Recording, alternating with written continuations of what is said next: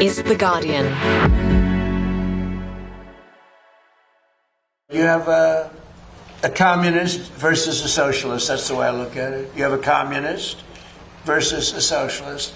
It looks like the communist is leading. We're talking about for the Democrat primary. It's always funny to me that people want to say that this state votes for moderates when it voted for Donald Trump twice. It may just be that the better explanation is not that the state wants moderates, it's that it's so sick and tired of the establishment bought off by corporations on both sides of the political aisle that it was willing to hold its nose and vote for Donald Trump twice. I'm Reged Ahmad. And I'm Jonathan Yerushalmy. And this is Decoding America, a podcast from Guardian Australia. Well, Jonathan, we're normally very focused on Donald Trump and everything that's been going on in the White House, but this time it's the Democrats in division. Michigan state primaries happening as we speak. This is a really high-stakes race, and it could decide the future of the Democrats. The man you just heard, Abdul El-Sayed, is at the centre of it. Yes, the Democratic Party is having a full-blown identity crisis just months out from the midterm elections, and Democrat leaders in Washington are worried that the progressive insurgency could create an opening for Trump to paint the entire party as too extreme for the median voter. And speaking of the president, the saga of the Washington reflecting pool refurbishment continues, and now Trump is turning on his own people. I was disappointed with Jeanine Pirro, really disappointed with Jeanine Pirro. She folded like an umbrella, and people get away with things, and it's a disgrace. Donald Trump expressing his displeasure there at US Attorney and former Fox News host. I don't know if you ever watched her. Watched her a little bit. Yeah, I watched quite a lot of her, actually. Jeanine Pirro.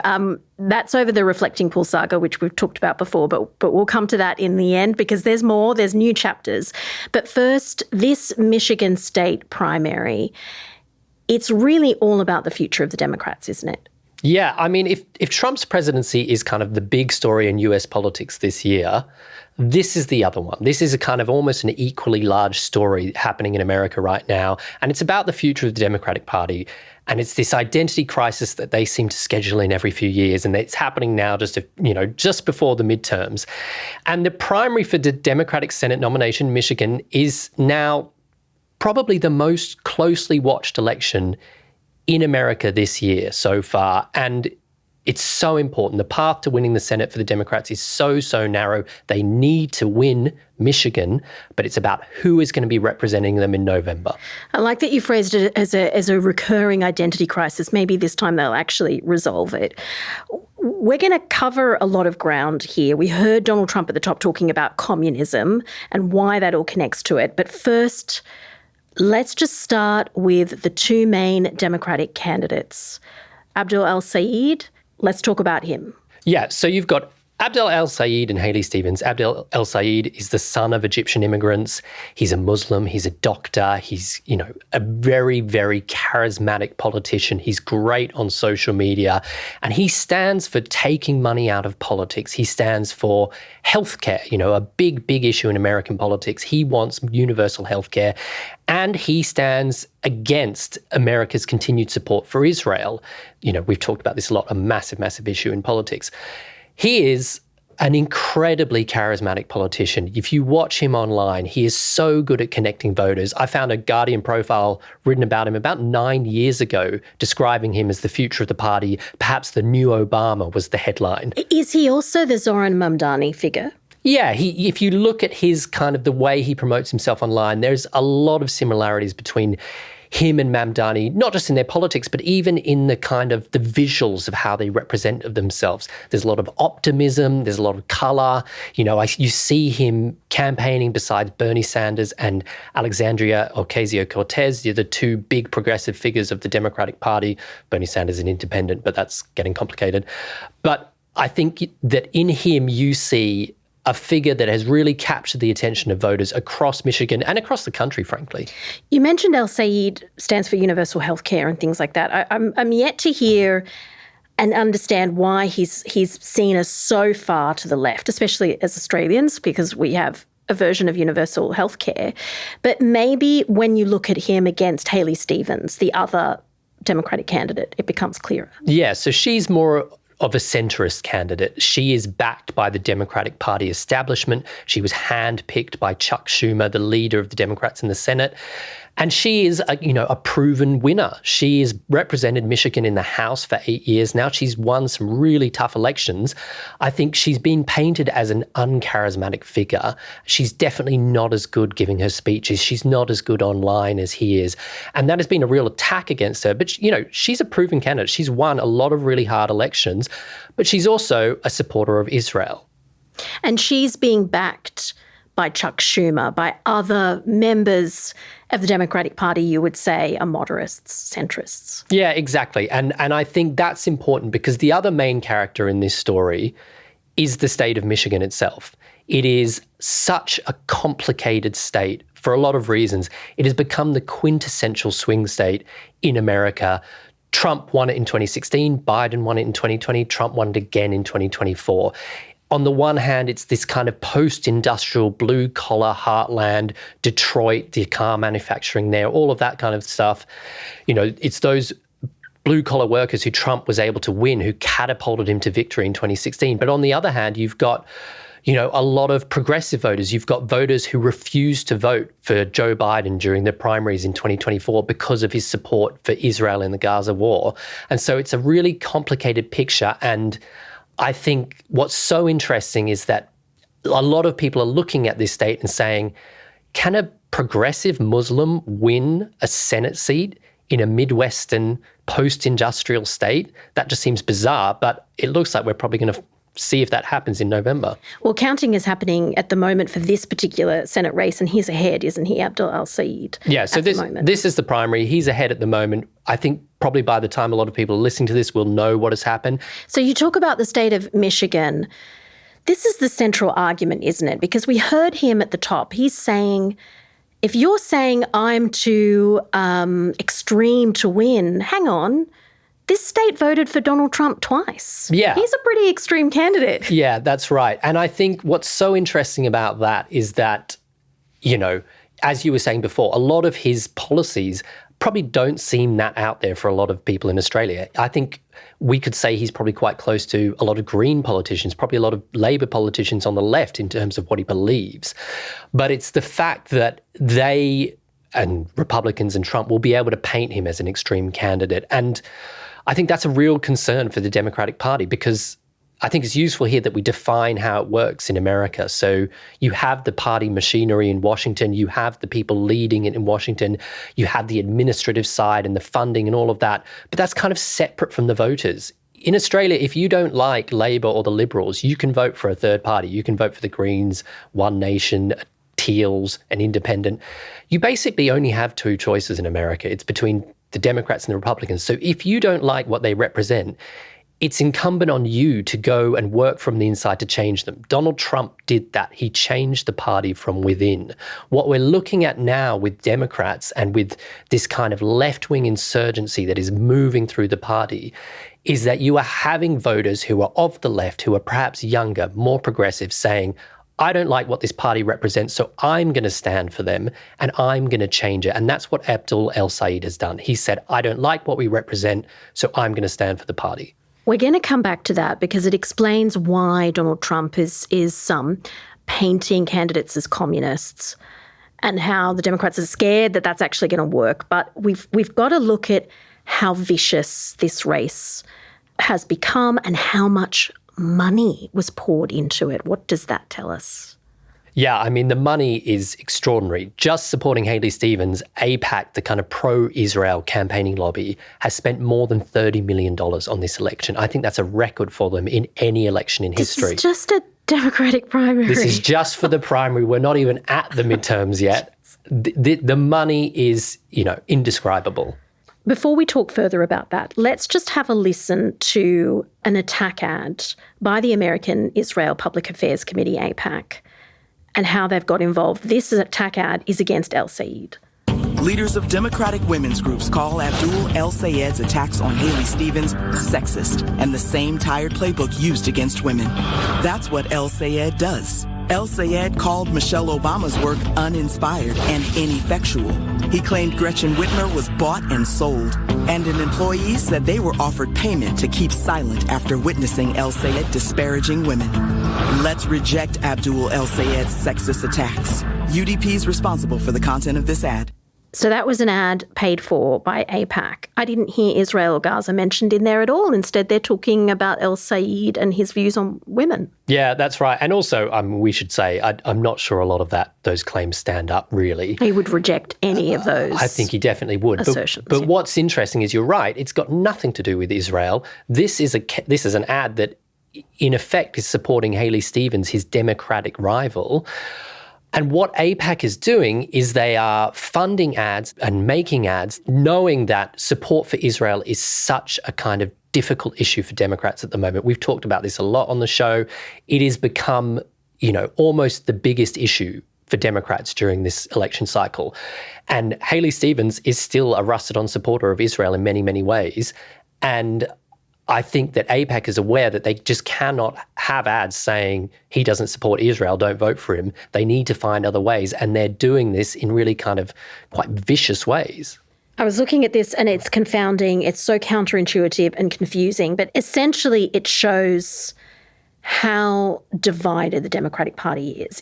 Is that fair to say? Yeah, I think that you can't understand this issue without knowing that. So we're seeing this insurgency of left-wing candidates in primaries across the country this year, beating established sitting House members and, basically throwing them out so that they'll be running in November. And the question is why?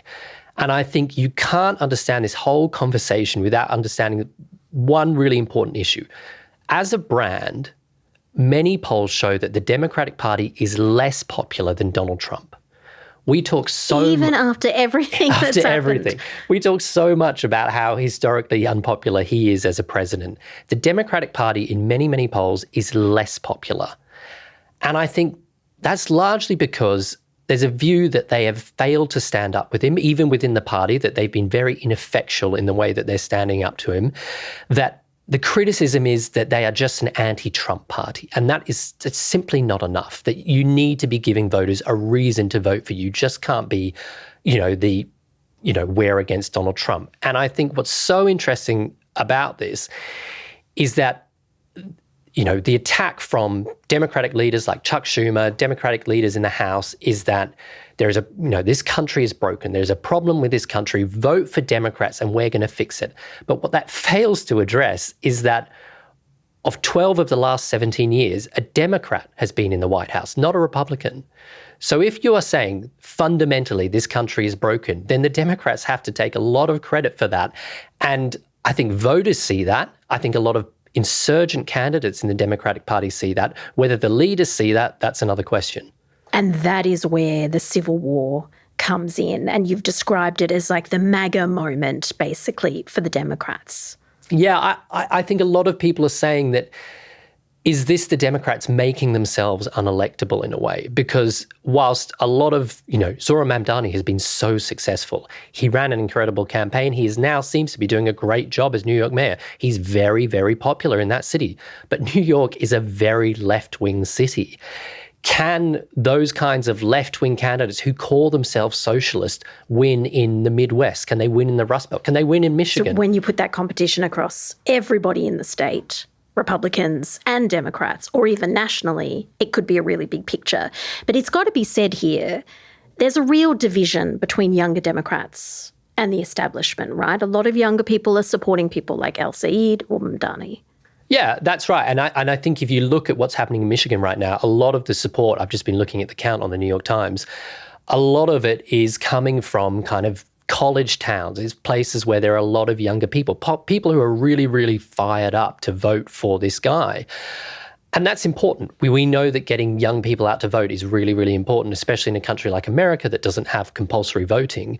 But I think a lot of Democrats are saying, I don't think we can win with these sorts of candidates. I think we should be focusing, Chuck Schumer and others are saying we should be focusing on the moderate candidates. And when you look across the board at the Senate this year, the picture, you've got some candidates who are surging ahead of their Republican rivals in the polls in states that Trump won. You've got candidates like John Ossoff in Georgia, Roy Cooper in North Carolina, who are miles ahead in the polls, and they're moderate politicians. And I think a lot of Democrats are annoyed because they're saying, you know, the media is chasing this shiny left-wing Zoran Mamdani picture. Look at how well these moderates are doing. We should be focused on these moderates. And, you know, it's a complicated picture.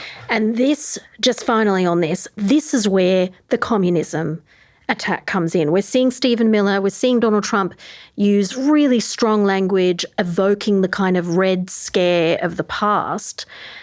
And presumably there's a fear in the Democrats that that could work. Yeah, and I think what you're seeing is a lot of Republicans, Donald Trump, his cabinet, digging up things that a lot of these candidates have said in the past and using it against them, saying, is this the kind of person that middle America wants representing them? So, for instance, you've got a Democratic socialist running to be Wisconsin governor. She said years ago we should ban Thanksgiving. That's now being used against her. You've got a lot of these Democratic socialist candidates, of which Abdul El-Sayed is not one, I should add. You've got a lot of them saying in the past, you know, ban the police, defund the police. That was a big thing after the Black Lives Matter movement. That's being used against them. And I think the fear for a lot of kind of establishment Democrats is that the Republicans and Donald Trump will find the most extreme candidates among them and paint the entire party red as a result of that. And just briefly, I've got to mark this. The language coming from White House Deputy Chief of Staff Stephen Miller said this on Fox News last month. He called the Democrats crazy communist lunatics. They'll steal everything you know, love in this nation, and they'll never, ever let you have it back. I mean, that language is so strong. And it's cutting through. I think if you listen to a lot of middle ground commentators in America, it is cutting through. You hear people saying, I'm not going to vote for a communist. I'm not going to vote for a socialist. And, you know, these candidates, they are not communists. They're not what you and I would recognize as communists, but they've perhaps said things in the past or just have positions that are so out there for establishment Americans that I think it could be a real issue for Democrats come November. Come November in the midterms, we're going to see how all of this has played out. You know, Donald Trump goes further right, the Democrats get pushed further left. Where it all lands is going to be interesting. We're going to change topics completely and look at the Jeffrey Epstein case. Now, everything associated with it, it's never far from the headlines. We have another new headline this time. Longtime associate Ghislaine Maxwell, she's serving a 20-year prison sentence for sex trafficking crimes. But she's been in the headlines because the Senate unanimously passed a resolution declaring opposition to her getting a presidential pardon. Yes, very unusual for the Senate to do anything unanimously. Yes, yeah. But they are agree on one agreed. thing. They agreed that someone charged with sex trafficking crimes should not be given a pardon. And what's so interesting about this is why? Why would the Senate feel like they need to do this? Surely it's established that this person committed these crimes, that they were close to Jeffrey Epstein. Why would we even be thinking about pardoning her? And I think part of that is probably to do with a House of Representatives committee, the other chamber of Congress, which is investigating the whole Epstein sex trafficking case. It's been an ongoing thing. They wanted to speak to Ghislaine Maxwell earlier this year from prison, and she refused to. She pleaded the Fifth Amendment. And I think it was understood from her lawyer that if there was some sort of deal that they could strike, she would speak to them. And in April, the chair of that committee said that some people on this House committee had said perhaps pardoning her in return for her testimony would be a good deal. Now, the committee was apparently quite split on this because obviously, leaving aside the ethics of it, how it would look is a big issue for them. And I think it's understood that they're definitely not going to push for a pardon for her now. But her lawyer told Politico earlier this year that he thinks Trump will pardon her. Now, there's no sign of this happening, but it's interesting that it is being discussed. I mean, Trump was directly asked about that after the Supreme Court declined to hear Ghislaine Maxwell's appeal. And he said, I wouldn't consider it or not consider. I don't know anything about it. I'll speak to the DOJ. So it's not like he said that he will do this. No, and I think it's very unlikely that he will. I mean, I've been reading the Regime Change book. It's the big book of US politics this year, written by 2 New York Times journalists. And there's a really interesting part with it.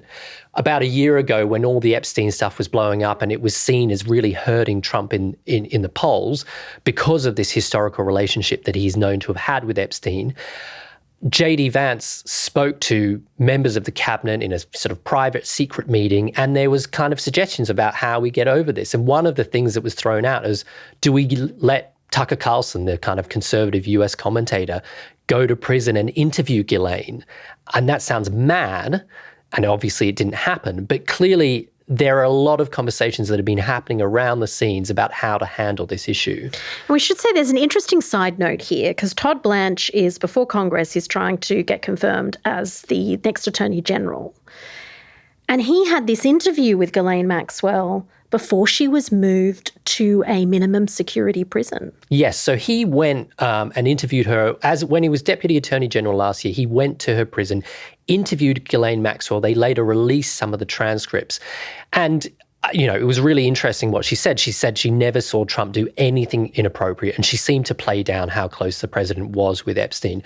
But soon after that interview, she was moved from a prison in Florida to a minimum security camp in Texas, where most prisoners there are serving time for non-violent, kind of white-collar offences. She's with Elizabeth Holmes, the disgraced former CEO of Theranos. Right. And she's also with Real Housewives of Salt Lake City TV star Jen Shah. God, you've been doing your research. For fraud. I've found it absolutely fascinating. I mean, we should say Donald Trump has always denied any wrongdoing to do with Jeffrey Epstein. There's no suggestion of any wrongdoing. Absolutely. And the White House has also said that Donald Trump, in releasing so many of the files over the last year, has done more to kind of address this issue than any other president. But what's so interesting is that Todd Blanche, you know, the now acting Attorney General, went to speak to her. She gets moved to this minimum security prison. Then we're hearing stuff that was being reported in The Guardian, that she was having custom-made meals made for her, and she was even given access to a puppy to play with in prison.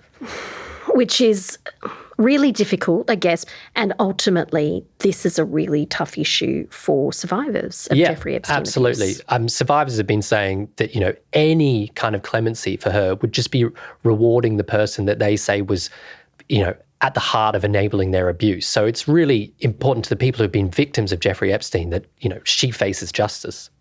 And it should be said that Todd Blanche has also said he's not supportive of a pardon as well. And we should mention that this Senate resolution is largely non-binding, symbolic. It doesn't necessarily mean that anything will happen, but it is interesting nonetheless that they've done it. But it shows how heated this topic is. It just doesn't ever go away for the White House. No, and actually I think it's likely to get even worse for the White House, because there is a bipartisan group in Congress who are working on a new bit of legislation, the Epstein Transparency Act Part 2, to try and get over some of the issues in the previous legislation and to try and just release more and more of these files. So I think it's expected that over the coming months and years, it's just going to keep running. Well, let's go to a break. When we come back, the Lincoln Memorial Reflecting Pool saga continues. We'll be right back.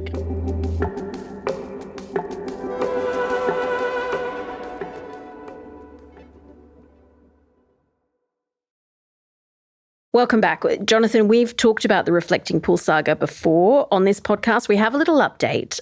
Last time we talked about it, a former Olympian had been arrested. He's now had charges dropped. So things have moved a little bit. Yes, this has turned into the political scandal of the US summer, which is strange considering how many other options there are. But this is the top one. It's kind of this story about Donald Trump wanting to get the reflecting pool to be American blue in colour and the refurb not going quite as they would have liked, and then blaming it on vandals and things like that. Well, the prosecutors have now dropped the case, as you said, and they've said, in fact, that the contractors had botched the job. The prosecutors themselves saying, no, this is the contractors botching the job. There was no widespread vandalism. Because the former Olympian, David Hearn, he says he just saw the lining rise to the surface and he picked it up. He just wanted to see what it felt like. And then he got into trouble and they said, no, you were vandalising it. More than trouble. He was facing 10 years in prison for this. They were taking this incredibly seriously. And he was having his life completely upturned. So this man's name is David Hearn.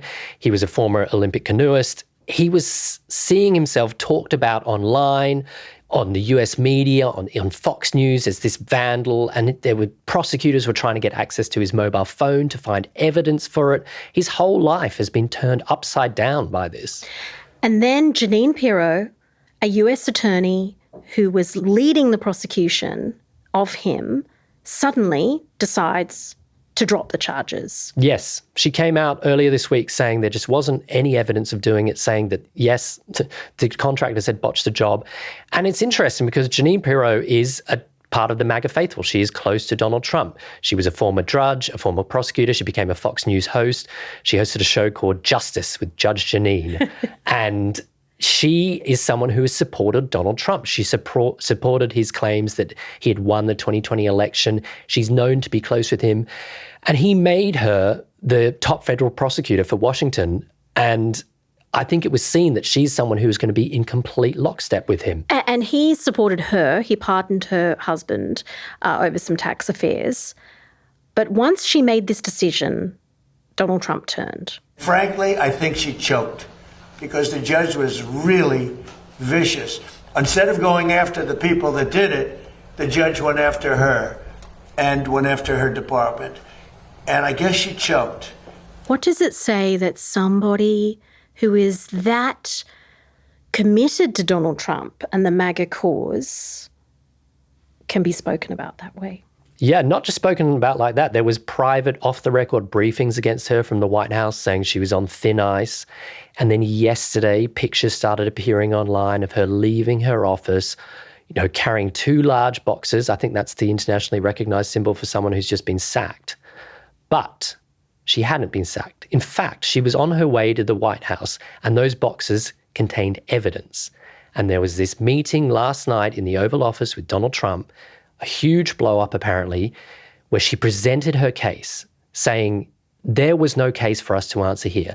There was simply not enough evidence for us to charge these people. And in fact, the evidence shows that this was a botched refurb job. Presenting that evidence to Donald Trump. Presenting to Donald Trump himself. And from what we understand through reporting from the New York Times, the temperature's been a bit lowered since then. And he apparently understood what she said and accepted it. But I think you're right. It's really interesting about what it says for working for Donald Trump because, as we know, as we've talked about many, many times, Donald Trump, his genius as a politician, as a businessman, as an entertainer, has been to visualize the reality he wants and then just relentlessly repeat it, hammer it home until it becomes home. And it works. It's worked with foreign policy. It's worked within the Republican Party. But when it comes to the courts, when it comes to the legal system, the justice system, I think it's somewhere he's struggled. And this case is almost emblematic of that. I mean, there's more to go legally. We might see this play out in the courts over time. But boy, have we come far from this idea post-Watergate that the Department of Justice and that justice generally is meant to be separate from the White House and from the president. Yeah, absolutely. And I think, one of the defining features of Trump's second term has been the way that he has weaponized the Justice Department in his own aims. But it's what makes this particular case so interesting because it's so rare for one of his handpicked acolytes to defy him. And it's particularly embarrassing because Trump has made his name as a builder, a project manager, someone who can get these things done. So for this filing from Jeanine Pirro to basically be directly contradicting that is probably quite embarrassing for him. Well, stay tuned for another instalment of Reality Meets Donald Trump. Jonathan, it's always good to talk to you. Thank you. Thanks so much, Reged. Decoding America is a podcast by Guardian Australia and was recorded on Gadigal land. This episode was produced by Daniel Simo, who also did the sound design and mixing. Theme composed by Joe Koning. The executive producer is Hannah Parks. And remember, you can always leave a review wherever you get your podcasts. I'm Reged Ahmad. Jonathan and I will be back soon in your Full Story feed.